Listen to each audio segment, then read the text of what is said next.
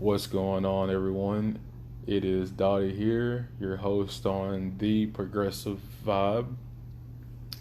This is season 2, episode 4. Today is Sunday, September 27th, 2020. I hope everyone's doing as well as your family and friends and loved ones. Hope everyone's staying safe and continuing to wear your mask, uh, continuing to fight the good fight every day, even though that fight gets more and more challenging as the days go on, especially when you see what's happening around the country. Um, it's sad, it's depressing. But I feel like that's what the other side wants you to do, give up and, you know, be so depressed and be so down that you won't fight back. And I refuse to do so. And I know that uh, my listeners will continue to refuse to do so and continue to fight the good fight and continue to press on. Um, so, yeah, guys, I wanted to dedicate this first segment, try something new here, and do a little story time. Who knows? I might just incorporate that in my future podcast. Just dedicate a little segment out of just like a little self story time. I do want to, however, let everybody know that I am going to have a new segment called Vintage Session, and it's not vintage with an I, it's just vintage with an E. And I want to just go ahead and let everybody know when I do name it that, I do know that I'm spelling it Vent instead of Vint. So I do want to let everybody know. I'm going to be venting just on random stuff that crosses my mind, stuff that I want to talk about that's not, that probably has nothing to do with necessarily with the subject at hand. You know, I'm going to have this article that I want to read to you guys here that points out a lot of stuff that I think that's what's wrong with our current government and past governments, if you want to be just totally honest. But I do want to incorporate a new type of segment, you know, do a little something new. Um, but yeah, it's gonna be me. It's gonna be same old boring Dottie. So yeah, I'm gonna be on that segment. I'm just gonna be talking about stuff that I kind of wanted to just talk about, random stuff, you know, stuff that I haven't wrote down necessarily, just like freestyling it, kind of like this story time that I'm about to give you guys. So yeah, so this segment is gonna be story time, and you know, it's been a while since I last talked to you guys. Um,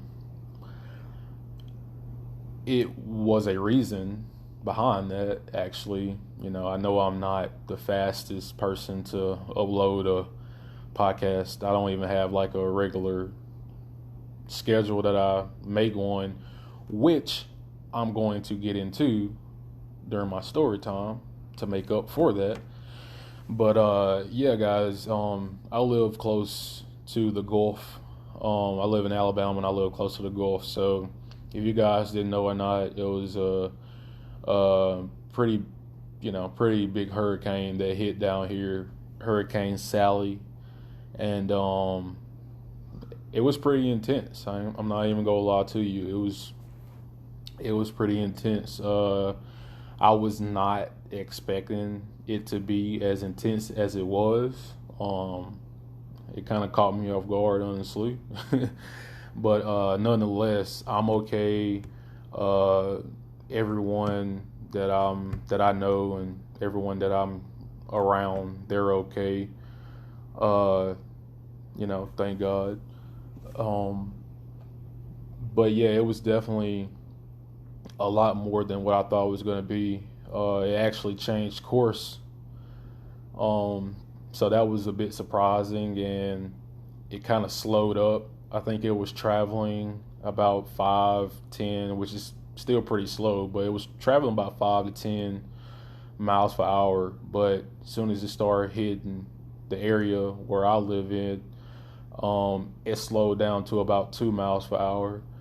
So it sat over us for a while, and it rained and it rained and it rained, and the wind gusts got up well over 100 miles per hour. Like, I live in an upstairs apartment, and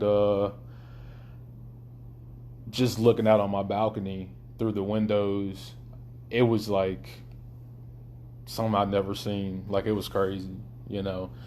And I've been through like maybe one other hurricane, like when I was like super young, when I lived in Louisiana. But this one takes the cake, But it was a lot of trees down, and it was a lot of power lines down, and fortunately my car wasn't crushed by like the debris or the trees or anything like that. So I was really, really fortunate and thankful on that regard. And a lot of other people out here in this apartment complex, they weren't too fortunate. But hopefully they have insurance, and hopefully they get their cars fixed. I mean, it can always be it can always be a lot worse. Luckily it wasn't any, fatalities. So that's always the most important, when it comes to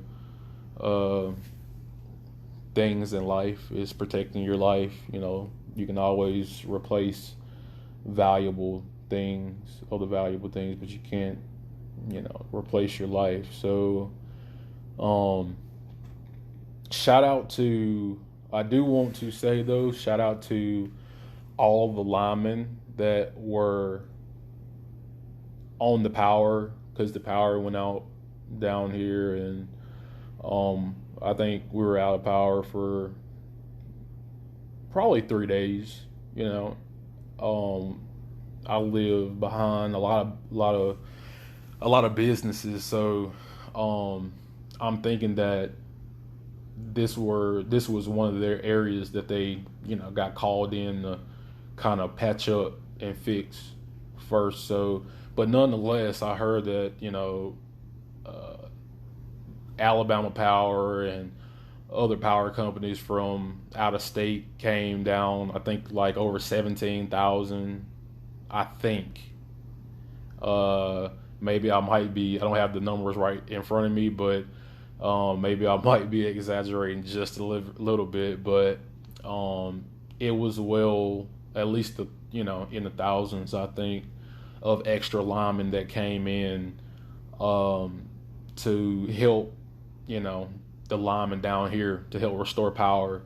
So yeah, big shout out to them. Big shout out to the first responders, the EMTs and the, everyone else that was, helping out, because it was quite destructive. It really, really was. I think it maybe was like 2 or 3 fatalities, which is awful, but it wasn't a lot of fatalities, so that was good. But I honestly thought, guys, that my windows in my apartment was gonna like shatter. Like, it was shaking the roof. I thought the roof was gonna come off. Like, it was crazy. But like I said, I lost power, for a couple of days. Had to chill in my car. Made sure I had to get some gas and stuff like that. Had to refill up on gas. And, when a big hurricane or, a storm or a natural disaster and stuff like that happen, first thing people go is to the gas station and stuff like that, stores and all that. And, the gas station like line. It was at least about an hour 45 minute wait just to a gas station. If the gas station was even open, but fortunately it was a couple that were open around here. Um, and I'm trying to think, was it anything else to? Oh, and yeah, shout out to um some of the churches around my area. They were giving out free water and cooking for people, and giving people hot meals and stuff like that. And that was really, really a good sight to see. Um, it was grocery stores giving out free water and things like that. Coming together and helping in a time of need, which I'm glad, to see and stuff like that. People still have a little bit of humanity left in them. So I was glad to see that. So yeah, guys, that's why I was really, really just out of commission for a while. The storm really, really did a lot. Did a lot. They're actually still restoring power in a couple of towns next to us. It was a curfew going on. I think the curfew in our area now has lifted, but it was bad. Like, it was curfew going on, and because so many people were out of power in areas and stuff like that, so they had to have a curfew for the city or whatever. But for far as I know, the curfew's lifted, and I think everyone now has gotten power in my area and in other outside areas. But yeah, man, it's sad to see like a lot of these local businesses and stuff around here, getting devastated by the storm, on top of a pandemic devastation, with coronavirus. It's just like one thing after another. And, you just, in these days and ages, you really don't have the government to, just to look out for you in any kind of situation, especially when we're talking about, giving money or helping businesses or anything like that. It just seemed like that stuff's kind of hard to come by. People barely then got their $1,200 checks from the last coronavirus relief package. I mean, that was like 6 months ago. So people are down here applying for FEMA, and the I've been hearing people say the transition is slow. The transition is slow. Like, I'm still wait. That's because like, it's not really an easy process to have your government help you out in situations like these. Like, it sucks that every state doesn't have a safety net, over them, a easy, accessible, safety net, something that if it affects you in your local area, you could, apply and, click something here and that's it. It's not no kind of like, I don't know, it's not no kind of like tricks or any kind of like things that you're going to have to maybe pay back or something like that. It can't never just like work for the people. You always got to like, being over and beyond to, get stuff that you worked so hard for and put so much time in, like your home. It could be your car, it can be your business, you know what I mean? And it sucks that you have politicians, using, usually using people as, props. It's always, you see on TV, you always see like American people, they always say, well, the American people don't want this. The American people want us to stop bickering and get to the what they say, the bread and butter kitchen table issues or whatever, and it's just like talking points. Like you never see policies that's in Congress, or you never see anything that's proposed, to get written in the law that actually, you know, back up what they say. It's always the other way around. It's just like they talk about it, but they don't do it, And it's all about lobbying. It's all about fulfilling their desires of their donors, and we just kind of we as people are used as like pawns. I hate to put it like that, but it's kind of how it feels sometimes, most of the time, especially in 2020. If it's not any other time, people should wake up to the reality. It's definitely in 2020, I tell you. But yeah, guys, that was my story time. Um, I'm happy that my apartment is in one piece. I'm happy everybody that I know, hopefully and beyond, are safe and have power restored, and at least if their house is damaged, hopefully, you know, maybe hopefully have insurance, even though, this we know that like how insurance is, when it comes to house insurance and car insurance and health insurance and all that. We know that like most of this shit's not affordable, but hopefully the people who have gotten um, significant damage in Hurricane Sally, their homes, their cars, hopefully they'll be able to get it fixed and repaired, and continue living their life the way they want to live it. But yeah, guys, that while I was out of commission for so long, um, and I want to say about my podcast schedule, I want to say that I'm going to make one every Sunday. I don't have a specific time. It was either going to be on Sunday or Sunday or Monday. So I'm thinking that I'm going to do it every Sunday.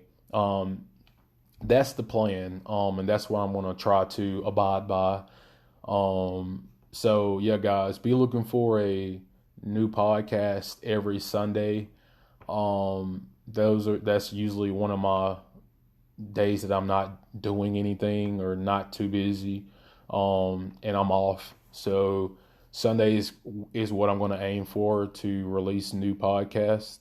But yeah, guys, that's going to wrap up my story time. The next segment, I want to talk about this article that I found. And I want to read the article and then express my feelings toward it. And after that, we're going to do a vintage session. That's going to be the third session. But yeah, guys, stay tuned, hang around, and next segment, I'm going to read this article that I found that I think you guys are going to not only want to hear, but be pissed off like I am about it. So we'll be right back, guys.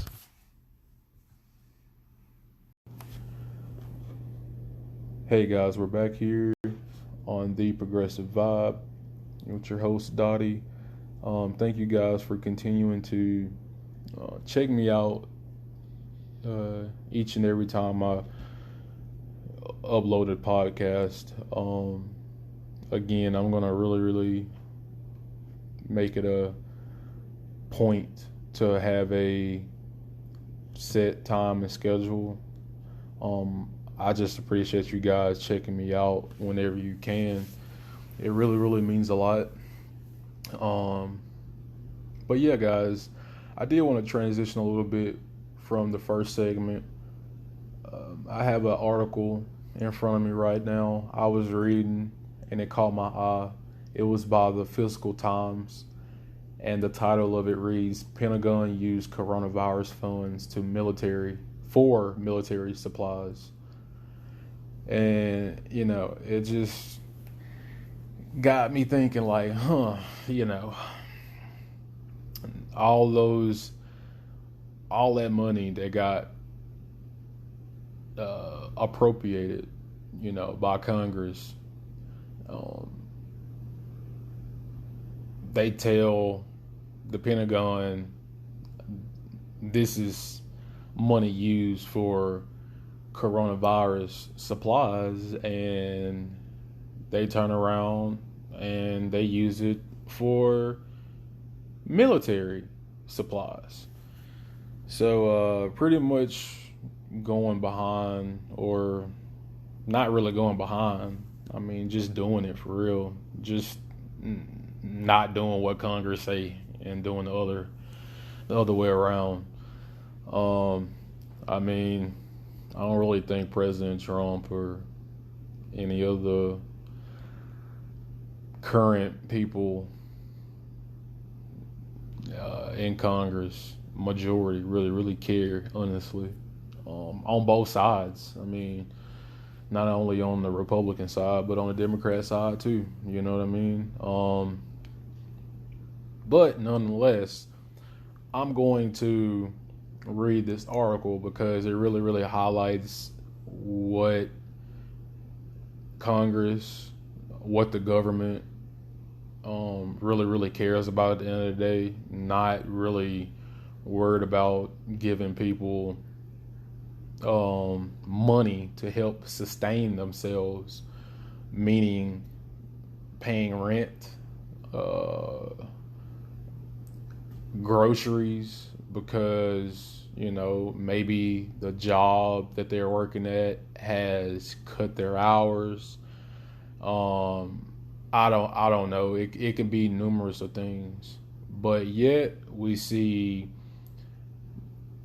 time and time after, time and time again, these politicians, Republicans and Democrats, I'm gonna keep on saying it, get in front of a camera saying all the things that they want to hear, meaning their constituents, all the things that their constituents want to hear, saying all the right things, but at the end of the day, not doing a damn thing.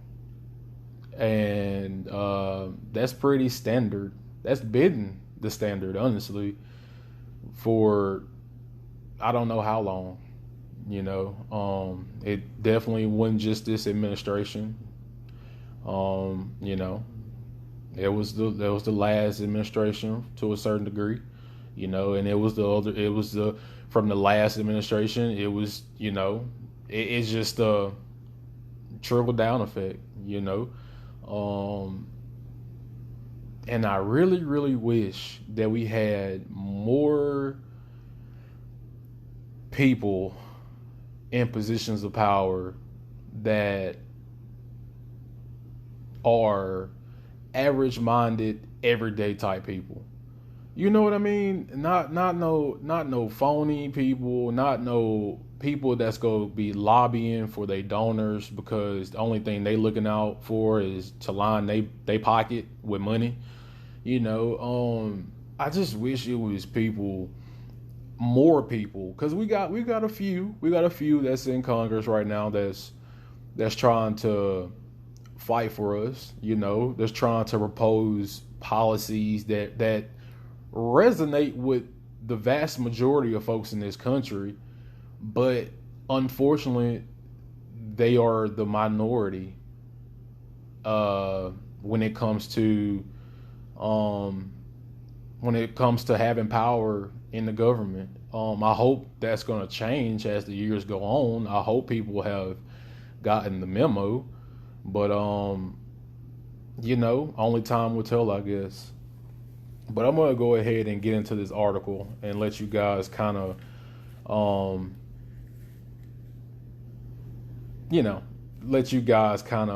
think on it and make your own kind of assumption of this.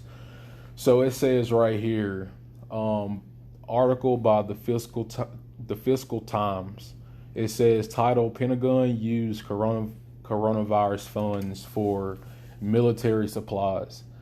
And it reads, as a part of the $2 trillion CARES Act in March, Congress allocated $1 billion to the Defense Department to help it, quote, prevent, prepare for, and respond to coronavirus, end quote. According to a Washington Post story Tuesday, much of that money has been used to pay for things that are not directly related to the pandemic, including aircraft parts and dress uniforms. The Pentagon officials say their use of the funds helps maintain capabilities in the defense industry during the coronavirus recession. But lawmakers have made it clear that the allocation was intended to be used for items directly related to the pandemic, such as the production of personal protective equipment known as PPE.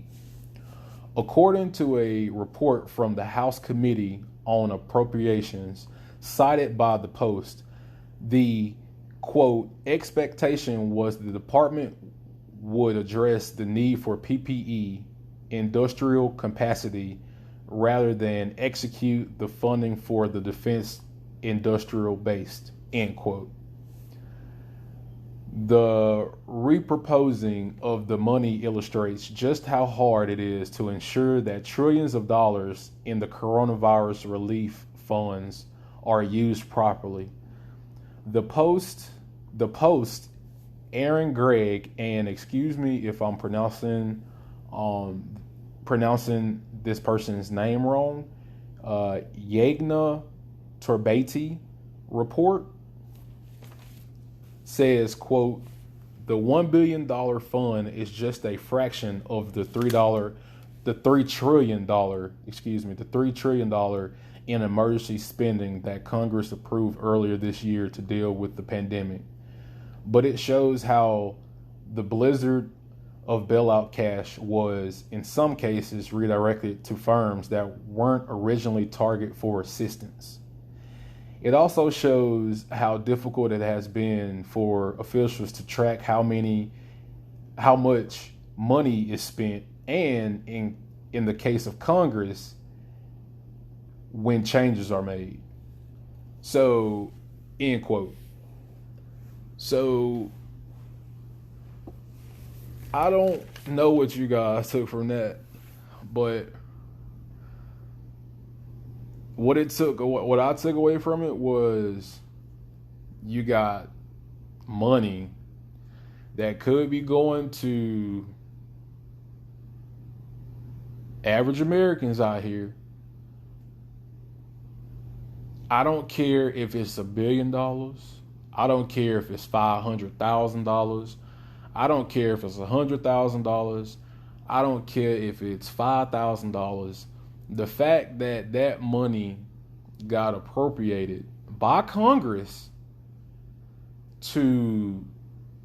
was for PPE for the Pentagon. That money was supposed to be specifically used for PPE by the Pentagon. The Pentagon said, no, the hell with that.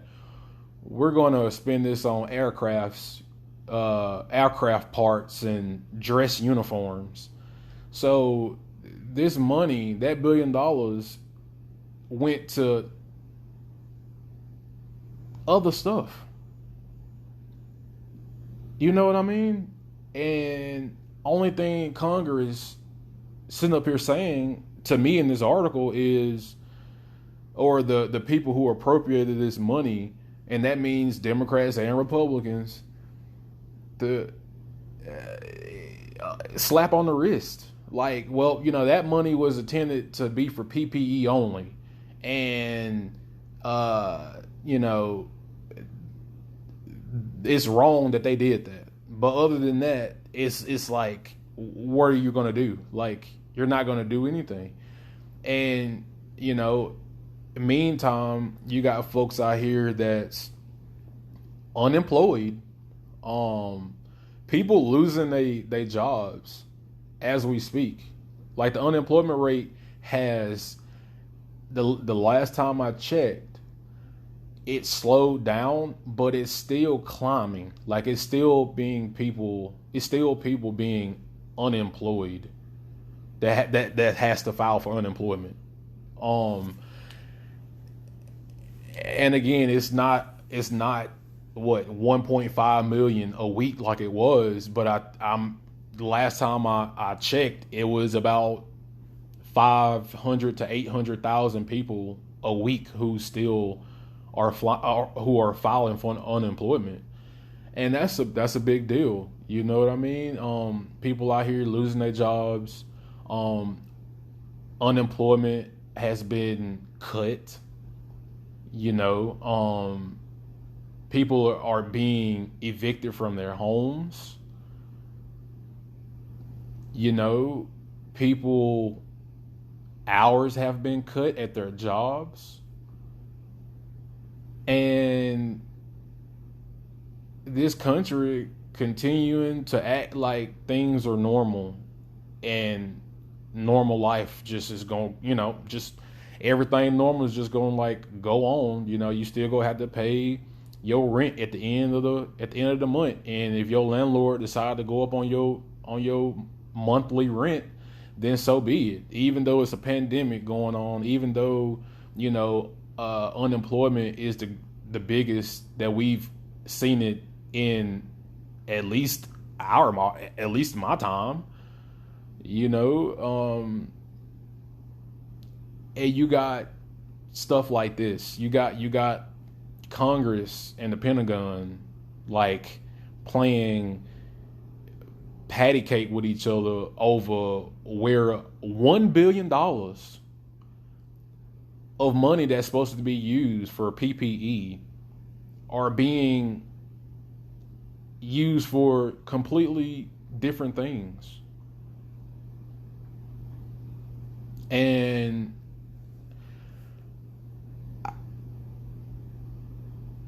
I just, sometimes I just be wondering, like, when are we as people are going like when are we as people go wake up and realize that like something's not right, meaning that like you putting in all these hours at your job a day, like you working 5, 6, maybe 7 days a week, and you barely making ends meet, You don't think something's like fundamentally wrong with like the system that's structured today? Even if it's Democrats being hypocritical, even if it's Republicans being hypocritical, the thing that we have to do is don't worry about the R, don't worry about the D in front of these people's name. Listen to what's coming out their mouths.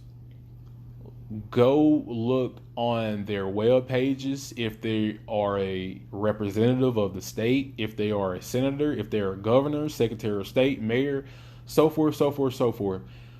Look and see what type of policies that they stand by, that they advocate for. And that needs to be a thing that we as people need to prioritize when it comes to voting for people in our local elections, in our local districts. Like it's not a foregone conclusion that the things that we actually want, we could actually get if we don't get caught up in the eye candy in Republican versus Democrat. Because I'm going to be real with you. Yes, I'm a Bernie supporter, and I voted for him in Alabama over Joe Biden because, again, Bernie has stuck to his guns. He stuck to his positions. He realizes the heartache that average Americans endure every day. He realizes the inequality, the unequal opportunities that a lot of people like me, you guys, or even if you aren't, himself, he's not. He's Bernie Sanders is well off, but he advocates and he speaks upon the heartache of so many people who aren't in the same type of position that he's in. And he has a clear understanding of that. And that is why, to me, he has such a big following. And that generates enthusiasm, something that Biden's not generating much of. You know what I mean? And people can sit up here and say that, Trump is this, Trump is that. And yeah, I tend to agree with everything that they say that Trump is. Yes, he is a narcissist. Yes, he is crazy. Yes, he is authoritarian. Yes, he is a dictator. Yes, he is a liar. Like, it's stuff that like we already know that he is, but like it seems like it's just like no other like counter messaging that the Democrats do to combat that crazy BS that Trump be saying. And the one thing I will say, I was looking at a poll recently, it showed where when it comes to base support, Trump's base has more enthusiasm than Biden's base. And I'm not shocked by it whatsoever, because Biden does not have anything he's running on specifically. He doesn't have any type of policies that he's running on. It's just like, the country needs the country needs empathy. And yes, the country needs more empathy and stuff like that. But like, that can't be your only message, that like, oh, like the country just needs a big hug. We all need to reunite and unite. No, like, you need to lay down structure policies that's going to resonate with people, not only on your side, but across the aisle, that can reunite people. You know what can reunite people? Legalizing marijuana. You know what can reunite people? Increasing the minimum wage. You know what can reunite people? Giving everybody a equal opportunity to education, making free tuition at colleges. Not only in community colleges, which I think that's one of the things that he's trying to do, which is a good step. But no, you need to do it in colleges as abroad. If I want to go to University of Alabama to get an education, I should have the right to go to the University of Alabama and get my education without having to be buried in debt until the day I die. It's to me, that's not logical, right? It doesn't seem logical. And again, or Medicare for all, like, these are things that, and Biden sees it and Trump sees it, they see the writing on the wall, but all these ideas that I just named, they're vastly accepted and wanted across the country. And unfortunately, we have politicians on both sides of the aisle that gets in the way of the things that we just want. And it ends up, we take the bait on the eye candy, and we are at each other's necks and throats about crazy stuff that doesn't have anything to do with like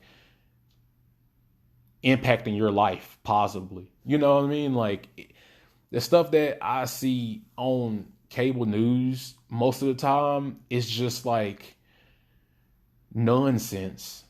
Like, it's just like these people on these cable news network channels are like just so in their own like social bubble, because they're rich. They don't have to worry about uh coronavirus vaccine. They don't have to worry about getting tested for coronavirus, or having to worry about paying money to get tested for coronavirus, or being worried about being able to afford a test for coronavirus, or worrying about being evicted from their house because they can't make rent because their job just laid them off because of coronavirus. They couldn't make any money over coronavirus or anything like that, or their job just have significantly cut their hours because they don't get any kind of business. This can be the restaurant industry. This can be the retail industry. Like things like this. Like people are working over and beyond to try to make ends meet, and like it's still not being met.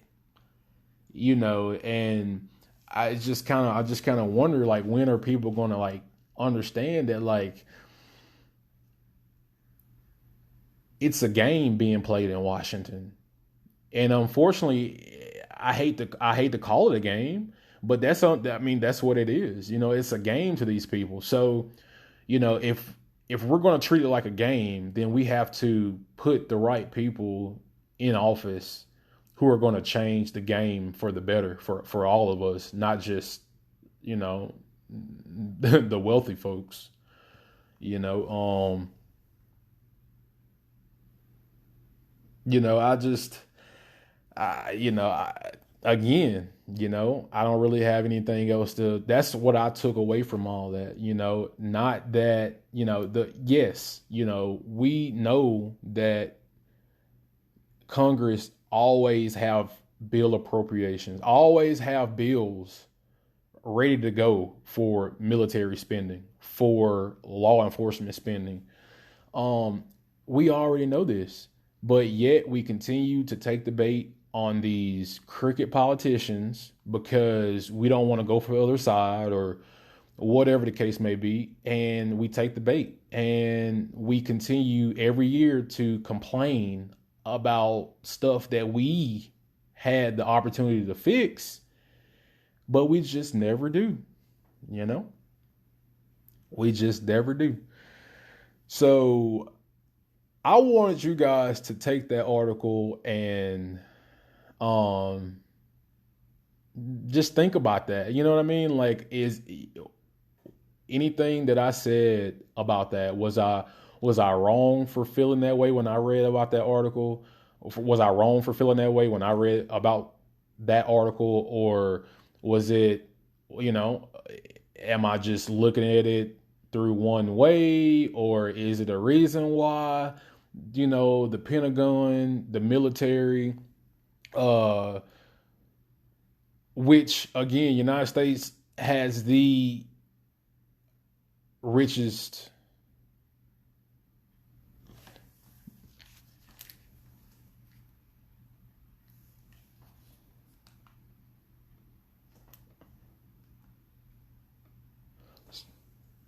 Sorry, guys, my headphones went out for a second.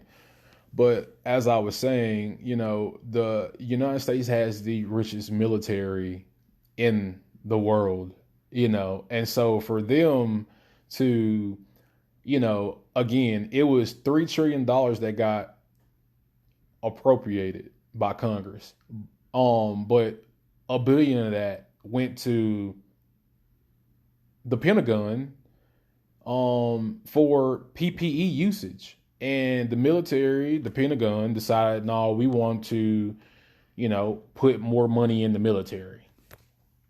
And to me, that's just a big example of what Congress does to its people on a daily basis. Again, on both sides of the aisle, they sit up here and they having these bills and stuff like that, what it can do or what it can potentially do, but it's always, that devil in the detail. When you really, really read it and look at it, it's like, oh, okay, well, what, like, we got this much money being appropriated to this. Like, why is it always got to be money appropriated to like that cause? Like, if you're gonna use people, your constituents, as pawns, you should at least pay them as such, right? You know what I mean? Like, I don't care. You can sit up here and use the state of Alabama as this and that and go on TV and yada, yada, yada. I don't care. As long as you doing right by the people, as long as you're doing right by us and we ain't out here struggling. You know what I mean? To me, it's just that much more uh, cynical when you use people as pawns and you talk the good talk, but when it's time to vote on things that help people out, you vote against it. You know what I mean? Like it's again, it's all about how you play the game. It's all about how you play the game. But yeah, guys, I want to take another break. I think this is going to be our last break. I want to have a little vintage session, something that I wanted to throw in new with you guys. And it's nothing special. It's just me venting. I want to say that was a vintage session that I had in that article I was just reading you guys. So if we want to call it a vintage session part 2, we can call it that. But nonetheless, guys, we're going to take a break and we're going to be back with the vintage session. Stay tuned.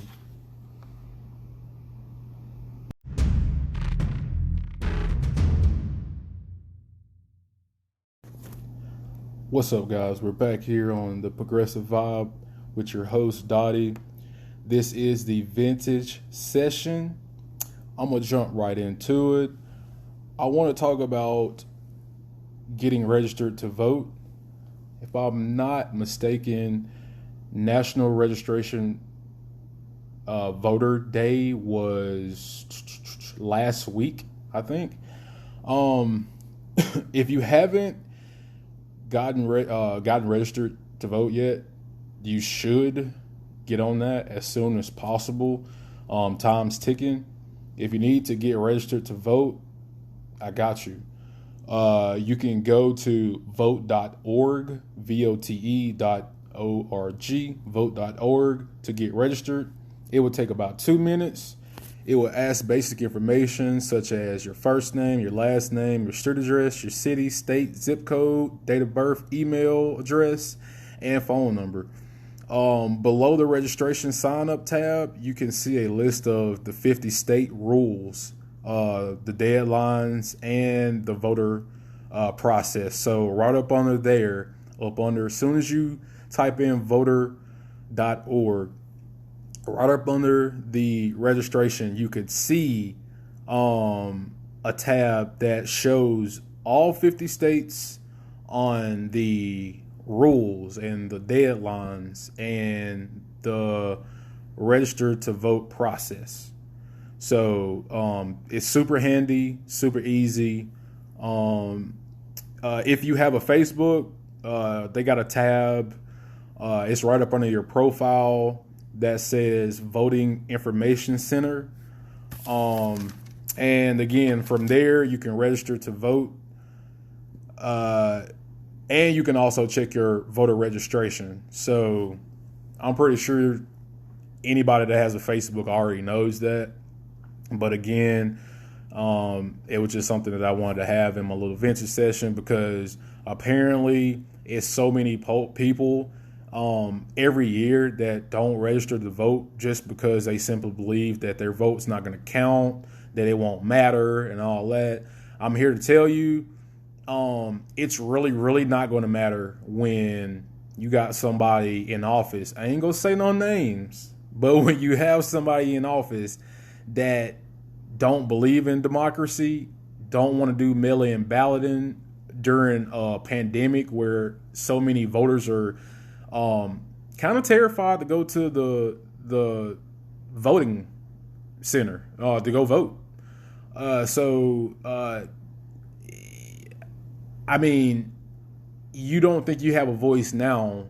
Just wait until you have an authoritarian or a dictator as president and don't want you to get nothing and don't care what you got to say or anybody else because rule everything, And so even if you don't think that the candidate that everybody else wants to vote for, or everybody thinks that you should vote for, if you don't want to, that's fine.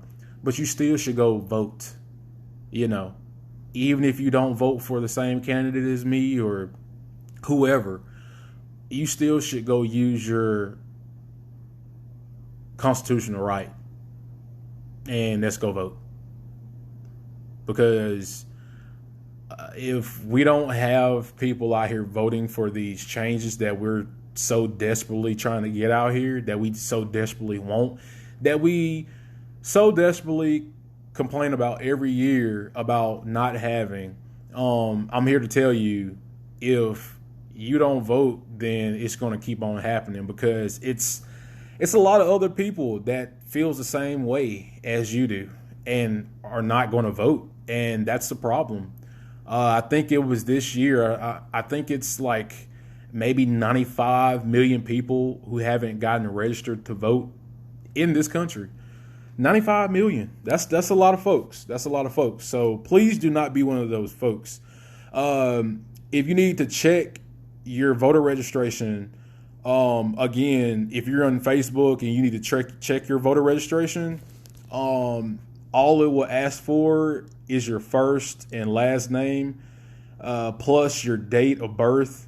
You can also, I think you also have to confirm that you're not a robot. So, selecting chosen pictures, they want you to verify and all that so they can verify that you're not a robot. But after you do that, it will let you know if you have an active status or not, meaning it'll let you know if you are already active to vote or if you're not active to vote. So if you're active to vote, you're good. If you're not active to vote, then you should hit that previous button and register to vote. Okay? So it will also give you your polling location. So if you want to go in person and vote, then it should have, after you filled out all the information, it should let you know the area that you're currently living in, that the polling place where you need to go vote at. So, and also if you are doing absentee or mail-in voting, it will let you know if they have a submitted absentee ballot or mail-in ballot or not. So again, all that stuff you can view. It'll show you as soon as you fill that information out. So if you have already sent off an absentee mail-in ballot, then it should let you know the current status of your ballot. Or if you're doing mail-in ballot, it's the same thing. I was reading in a Newsweek article, it was stating over, I think it was 860,000 Americans have already voted, compared to fewer than 10,000 by this point right now in 2016. So that's a good thing. So again, the more the merrier, I feel like democracy thrives when everybody has a right to vote in this country. If you are a taxpayer, if you got to pay taxes every year, then you got a right to vote. If this country go get a portion of your money, then that at least the country can do is let you vote. So anybody that's trying to deter you from voting, that's saying that like, oh, well, you got to do this, you got to do that before you can, check out what you have to do. It's not a long process. And even if it's a semi-long process in the state that you're in, meaning my state, it's a little bit of a long process. Not a long process, but it's pretty time consuming, I guess, to just if you need to request the absentee voting, if you don't want to go in person and vote and you want to vote by mail, then I mean, yeah, the process is a little tedious in my state. But I mean, if you really, really don't want to go in person and stuff like that, then you need to, if you are in a state like Alabama or that has the same type of um, voting process that you have to abide by as such as Alabama, then you might want to go ahead and get on that because the quicker you do it, the better. Because we know how the current president's been trying to make mail-in voting a problem. You probably won't necessarily have that problem in a Republican state because it's a Republican state, but anybody that's in a pretty blue state that's trying to do mail-in voting, um, that's trying to be taken away from you. So you need to, stay informed of, what your state secretary is saying and, your governor's saying, and try to consume as much credible news that you can consume, and try to stay in touch with your state and what you have to be doing to go get registered and vote if you need to go get registered and vote. So again, that was my little vintage because I get tired of hearing people saying that like their vote don't matter and things like that. I hope that 2020 has woke you up in a way, because if you don't do anything, if you don't go vote, to me, not going and vote is more worse than voting for somebody that the majority of folks don't like. So again, if you want to go to the polls and vote for Trump, by all means, you go to the poll and vote for Trump. But to me, it's worse for people not to go vote than. To me, it's worse for people not to go vote than go vote, is what I'm saying. So please use your right and go vote, especially Black folks. I'm just saying because people have died for us to get these rights, and we need to use them as such. Please, everyone, stay informed. Please, everyone, stay blessed, stay safe. This has been the vintage session. I hope you guys liked it. It was actually a little shorter than any other segment that I did today because I feel like I've already talked to you guys' ears off. So I'm going to let you guys go. Hey, guys, have a great rest of your Sunday. Have a great week. I'm going to talk to you guys, Lord say so, next Sunday. Everybody continue to wear your mask. Fight that good fight. Stay safe and love you guys. Peace out.